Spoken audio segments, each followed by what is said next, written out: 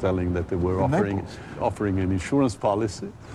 They burned it down once. I said, look, I'm going to open it as many times as possible. I don't give up. I don't leave. What I learned in my professional life and is never do a compromise. Because once you compromise, people, they queue up to asking for it. Then you're lost. Rome is a very difficult city. I wanted to talk to you about Rome. To rise to the top, what do you have to do? Who do you have to be? Personal relations are very important. There is an underground power. There's that phrase again, underground power. How does it work? So I'm a young provincial politician with some talent. I arrive in town. What's the first thing I should do to climb the ladder? Try to understand with whom you can tie in other words, get some... Find a patron. Exactly. Yes. If you're looking for a patron in Rome, you couldn't do better than the man I'm about to see. No name in fashion shines brighter than Versace. Even in hard times, Italians really care about style. You rarely see a badly dressed Roman, and they're prepared to pay a fortune to have the right look. Take your time.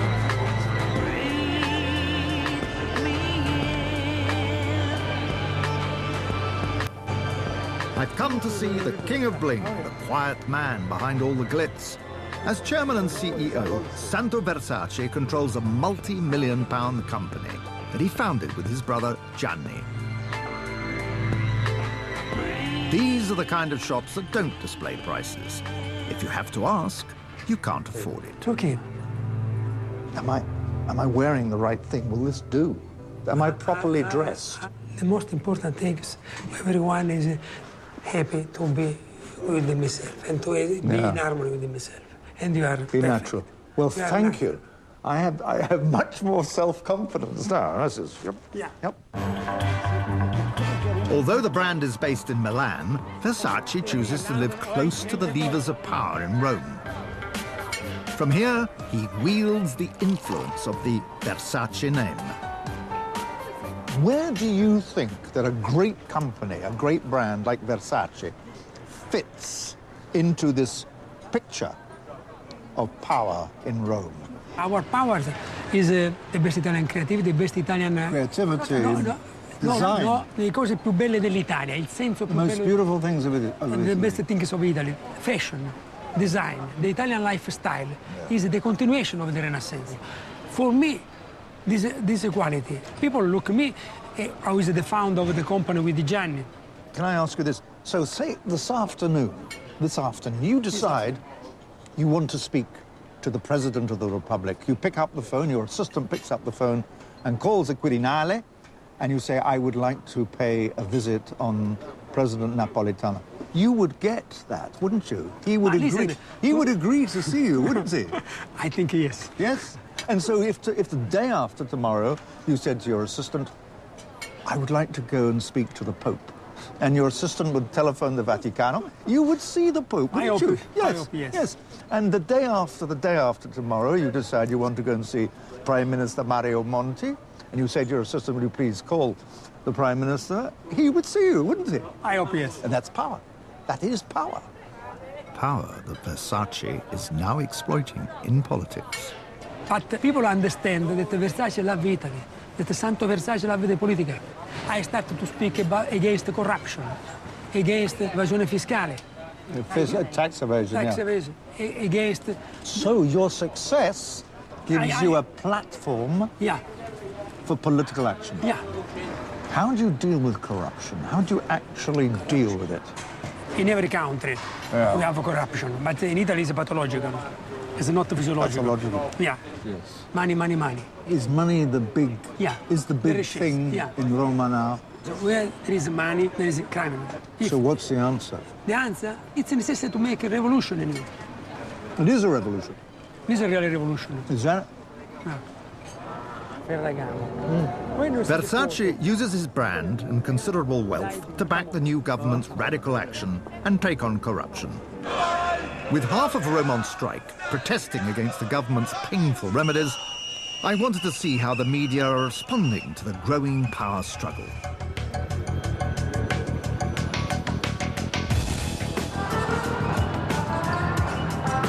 Matrix is the highest-rating current affairs show in Italy.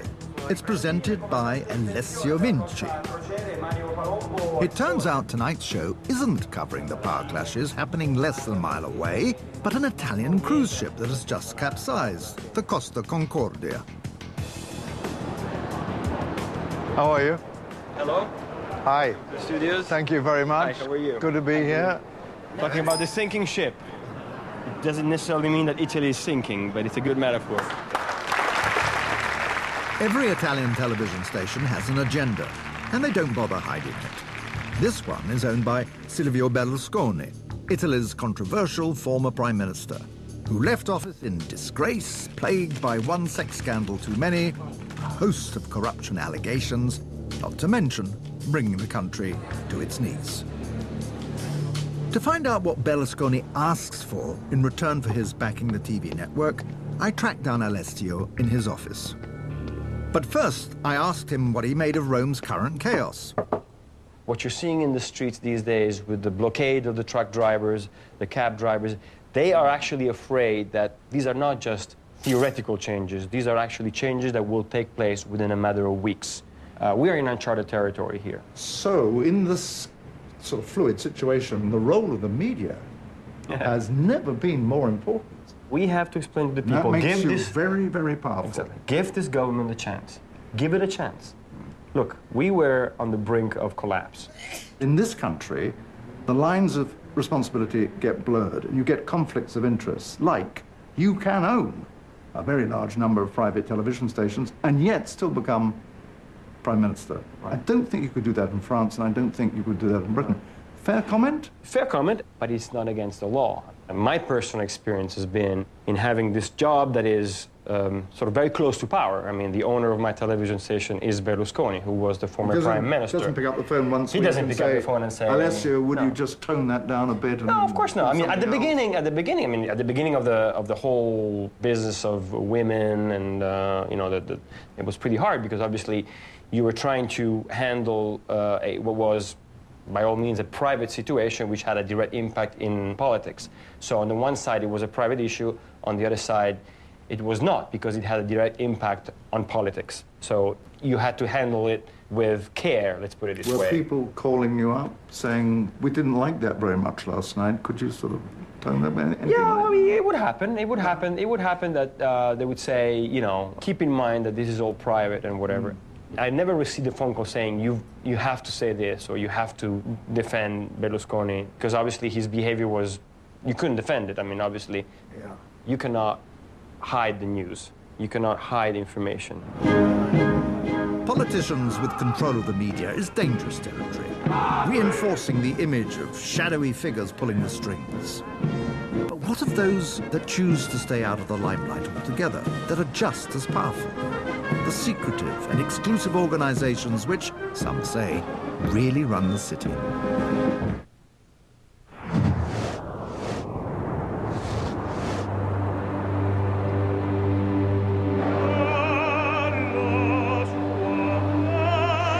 To understand how power really works in Rome, I need to gauge the mood of the people. I've found the perfect opportunity. Roma are playing at home. You watch a game like this, and you can see, even today, the age-old rivalry between Italian city-states.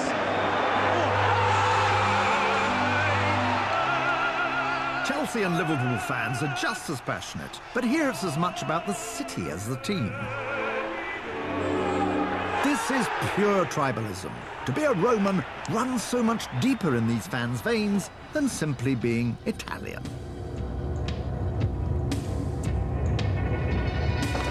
That's because Italy has only existed as a country for 150 years. Beforehand, Rome was ruled by the Pope and a handful of super-powerful aristocratic families. These included the incestuous murdering Borgias, famous for their bunga-bunga parties in the Vatican. Not to mention the Borghese, whose Pope Paul V left his name on St. Peter's, making sure no one forgot him. To understand if these families still have influence, I've invited a princess for tea. Princess Alessandra Borghese is a very wealthy heiress. You are, of course, a representative of one of the oldest and most illustrious Roman families, the Borghese. Is not your family an enduring power in Rome, even though it's a republic? For many centuries, my family had a strong power in the city. How did you get the power? You got the power through a pope. A pope at that time was like an emperor. How many popes did your family give? One, but a very good one. Paul V. Paul V. Yes. And he wanted to build a sort of imperial Rome that was magnificent, like at the time of the Romans, with columns, fountains, palaces, churches, oratories, and he did it. Yeah. So all the best artists were coming to Rome, 1,000. Imagine it was like Hollywood full of actors that wanted to have the best role in a good movie. They wanted to come here. And you benefit from this extraordinary, illustrious heritage. I mean, what I'm trying to get at is the old families still have influence. I still get a very nice seat at the Vatican. And I go there, dressed in black, with my black veil. Why do you get a very nice seat? Because? Because still there is an unsaid word that certain aristocratic family have a seat. And I go there, and sometimes, you know, there is an ambassador next to me from Africa, or I don't know. Even the British ambassador might be sitting next to you. The British ambassador maybe would never ask such a question, but anyway. And then they see, and, you know, you have a little chat. And I say, yes, Alessandra Borghese. Ah, Borghese, like the Borghese family, yes.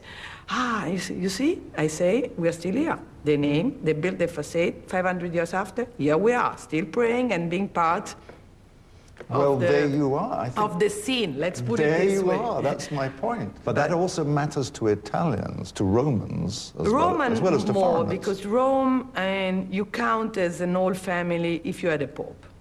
If you didn't have a pope in your family, it's a degree under, somehow. It sounds sad, but it is, you know what I mean? And then, after that, it's very important which pope you had. That's power alla Romana for you.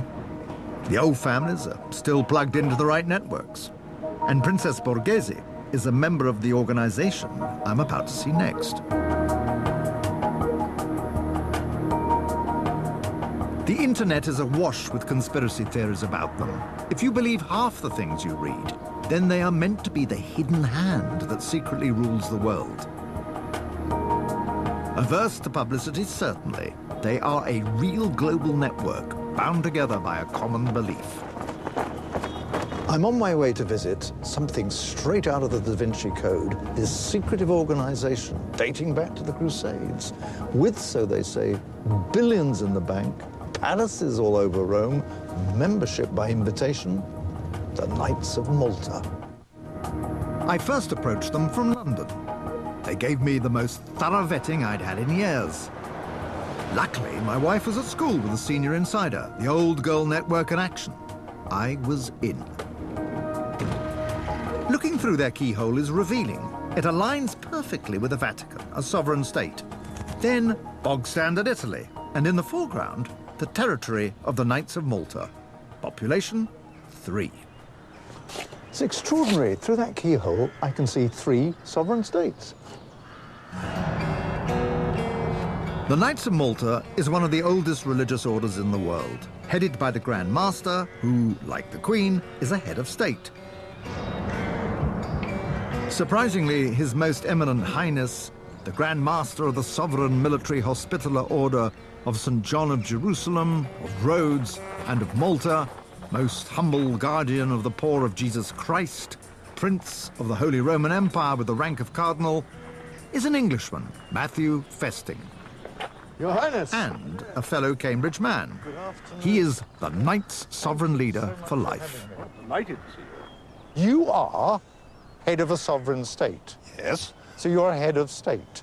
Yes. So there has to be a state, and we're standing in it Well, right we're now. sort of standing in it. This is not a country, this is a sovereign entity, and the things are not quite the same. Can I ask you an idiot boy question?